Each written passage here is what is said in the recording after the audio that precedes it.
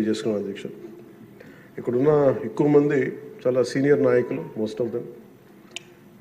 నాకు ఇలాంటి సెషన్స్ ఎలా ఉంటాయో నాకు తెలియదు. ఫస్ట్ టైం నేను అంటే గొడవ ఎలా ఉంటుంది అసెంబ్లీలో నాకు తెలియదు. నాకు చాలా ఆశ్చర్యం కలిగింది ఏంటంటే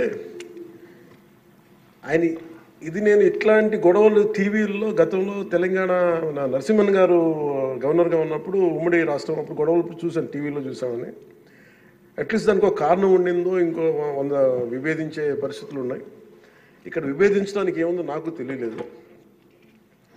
నేను అనుకుంటా ఉన్నా అసలు ఇలా ప్రవర్తించవచ్చా అని, ఇలా చేయొచ్చా అని. అంటే ఇది leaders should lead by example కదా. రాష్ట్రానికి ప్రథమ పౌరులైన గవర్నర్ గారు ఇలా ఈ స్థాయిలో ఉండి ఆయన మర్యాదపూర్వకంగా వచ్చి మన బడ్జెట్, మన రాష్ట్ర విధానాలని ఆయన ప్రవేశపెట్టి మాట్లాడుతూ ఉంటే గౌరవించే విధానం ఇదేనా అని అనిపించింది. సో నేను మనోహర్ గారితో మాట్లాడుతాను, మా సహచరులను, మంత్రి మన సివిల్ సప్లైస్ మినిస్టర్ గారితో. నా రూల్ బుక్ మేమిద్దరు మాట్లాడుకుంటే rules of procedure and conduct of business in Andhra Pradesh legislative assembly ఏంటి సార్ ఇలాగే మాట్లాడేస్తారంటే దాంట్లో చూపించాను. చాప్టర్ 5లో when the house assembles under article 175 176 of the constitution, every member shall maintain the dignity and the solemnity of the occasion before, during or after the governor's address and shall not obstruct or interrupt the address in any manner.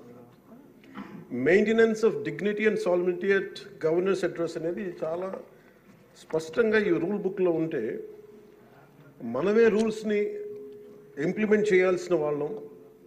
వారికి సంఖ్యాబలం ఉందా లేదా పక్కన పెడితే every member of this house has a responsibility to follow the rules. మనమే కనుక ఆ రూల్స్ని బ్రేక్ చేస్తే ఇంక మన ప్రజలకి కానీ చూసే వాళ్ళకి ఏం చెప్తాం. నాకు చాలా కాలం క్రితం నేను అప్పుడప్పుడు మనోహర్ గారిని అడుగుతూ ఉంటాను, సరే అసెంబ్లీలో ఇక్కడ ఏమి గొడవలు జరిగినా ఎందుకు కేసులు పడవని, ఇక్కడ ఏమి మీకు కొట్టుకో, ఇది నేను నాకు చాలా కామన్ మ్యాన్ ఒక ఇష్యూ, ఒక ఇన్క్విజిటివ్నెస్.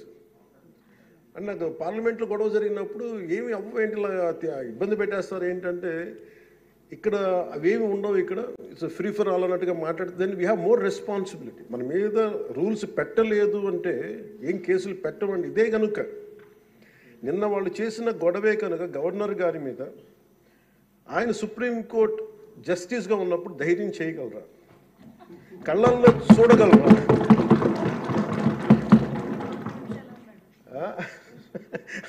నాకు అది అనిపించింది.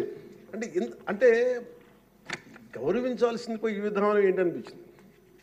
నిన్న టీవీ వాళ్ళని అడిగారు, మీరు వీళ్ళ వైసీపీ నాయకులు ఇలా మాట్లాడారు కదా, మీ ఇదేంటి అని. YCP synonym for ruckus. అంటే గొడవకు కానీ బూతులు కానీ వాళ్ళు పర్యాయ పదం అయిపోయారు.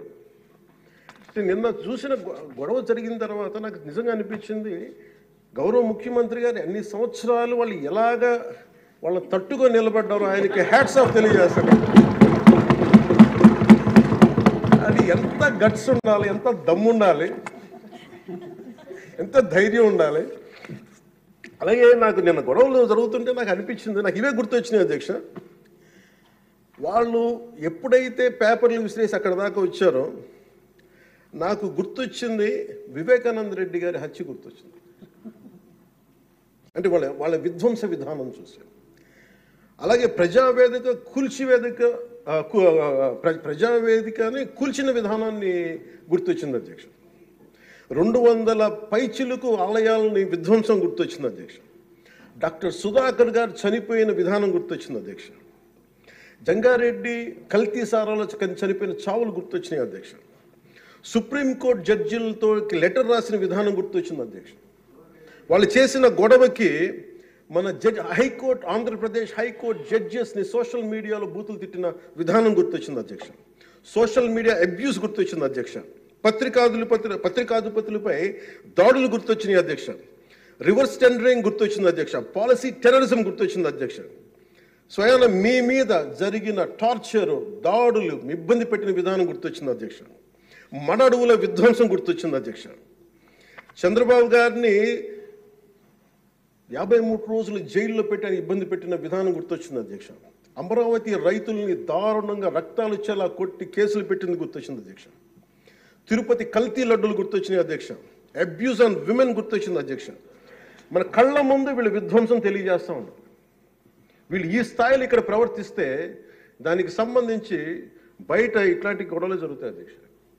ఇది మారాలి అని చెప్పి మనం మాట్లాడితే ప్రజలు మనకి ఈ రోజున ఇంత అత్యధిక బలంతో మనల్ని ఇక్కడ నుంచోబెట్టారు అధ్యక్ష, ఇక్కడ కూర్చోబెట్టారు మనందరినీ. దీనికి గౌరవ ముఖ్యమంత్రి గారు ప్రదేశాలు చెప్తూ ఉంటారు. అలాగే ఇది మినిమం గవర్నమెంట్, ఇది మన నరేంద్ర మోదీ గారు చెప్తారు, గౌరవ ప్రధానమంత్రి, minimum government and maximum governance అని. దాంట్లో భాగంగానే చాలా గ్రేట్ అడ్మినిస్ట్రేటివ్ రిఫార్మ్స్ పట్టుకొచ్చారు. ఈ రోజున వాట్సాప్ గవర్నెన్స్ కూడా ముందుకు తీసుకెళ్ళడానికి ఆయన అనుభవం.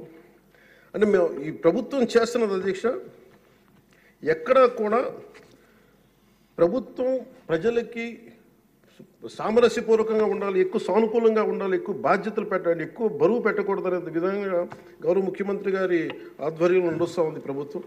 మేమందరం ఆయనకి సహాయ సహకారాలు అందిస్తూ ఉన్నాం అధ్యక్ష. Governor his excellency Abdul Nazeer గారికి రాష్ట్ర ప్రభుత్వ అధిపతిగా గవర్నర్ హోదాలో శాసనసభను ఉద్దేశించి రాష్ట్ర అభివృద్ధి భవిష్యత్ నమూనాను దిశానిర్దేశం చేసినందుకు వారికి నా హృదయపూర్వక కృతజ్ఞతలు. అలాంటి ఉన్నతమైన వ్యక్తి ఇస్తున్న సందేశాన్ని చూసి వైసీపీ వాళ్ళు బాయ్కాట్ చేయడం చాలా దురదృష్టకరం. ఇలాంటి ఆయన చూస్తూ ఉన్నాను అధ్యక్ష. ఇట్లాంటి ఇబ్బంది పెట్టే సమయంలో కూడా ఆయనకు ఆరోగ్యం కూడా సరిగ్గా లేదు, జ్వరం వచ్చిన సమయంలో కూడా ఆయన ఎంత ఇబ్బంది పెడుతుంటే ఆయన చాలా సక్సెస్ఫుల్గా ఆయనకి ఇచ్చినందుకు మనస్ఫూర్తిగా వారికి నా ధన్యవాదాలు, నా కృతజ్ఞతలు తెలియజేస్తాను. చట్టసభలు దేవాలయాలు లాంటివి రాజ్యాంగాన్ని పరిరక్షించేందుకు 5 కోట్ల ఆంధ్రప్రదేశ్ రాష్ట్ర ప్రజల భవిష్యత్తుని నిర్ణయించే వేదిక ఇది. అలాంటి సభను హుందాగా నడిపించాలని కూటమి ప్రభుత్వం అధికారులకు వచ్చిన రోజు నుంచి తరచుగా చెప్తూ గౌరవ ముఖ్యమంత్రి గారు పదే పదే మా అందరికీ దిశానిర్దేశం చేస్తూ ఉంటారు. గతంలో కూడా మొదటి రోజు కూడా వారికి ఎట్లా రావాలి పెడితే లేదు మనకి ఇబ్బంది పెట్టొద్దు, వాళ్ళకి 11 సీట్లు వచ్చినా కానీ పాపం వారికి ఇవ్వాల్సింది గౌరవం వాళ్ళకి ఇద్దామని చెప్పి ఏ రోజు కూడా ఇబ్బంది పెట్టి గబుక్కుని ఒక మాట అంటుంటే గౌరవ సభ్యులు కొంతమంది ఇక్కడి నుంచి అలా చెయ్యొద్దు, అలా మాట్లాడకండి అని అందరినీ చాలా సున్నితంగా మందలించారు ఆయన. ఇట్లాంటి ఉన్నప్పుడు వాళ్ళు ప్రవర్తించే విధానం చాలా చాలా బాధ అనిపించింది. మేమందరం 164 మంది సభ్యులు చాలా బాధ్యతగా వ్యవహరిస్తున్నాం అధ్యక్ష. భవిష్యత్తులో కూడా రాజ్యాంగ పరిరక్షణ, రాష్ట్ర ప్రజల సంక్షేమం, రాష్ట్ర సమగ్ర అభివృద్ధి జయంగా వ్యవహరిస్తామని సందర్భంగా గవర్నర్ గారికి శాసనసభ వేదికగా తెలియజేస్తాం. నిన్న సభలో గందరగోళం సృష్టించి సభ నుండి వెళ్ళిపోయిన 11 మంది ఎమ్మెల్యేల పార్టీకి సంబంధించిన ఎమ్మెల్సీ ప్రవర్తనని ఖండిస్తూ ఇందులో ఆ తప్పు లేనప్పటికీ కూడా గవర్నర్ గారికి ప్రభుత్వం తరఫున క్షమాపణ తెలియజేస్తాను అధ్యక్ష.